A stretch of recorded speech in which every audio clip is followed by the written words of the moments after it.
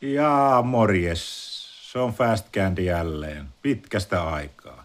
Nyt olisi työn alla tämmönen Yamaha Aerox 2009 vuosmallinen.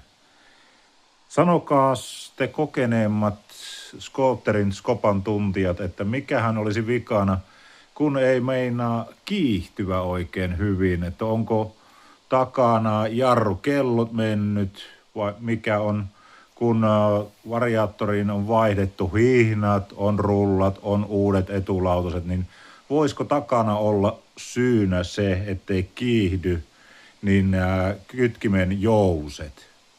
Vai totta kai, voiko siihen vaikuttaa, jos on tukkeinen pakoputki, joka on Vincent Leon, ja mikä lie voisi olla vikana. Mutta hei, nyt tarvitaan teidän jelppiänne, että saadaan roksi rokkaamaan vähän vauhdikkaammin jälleen.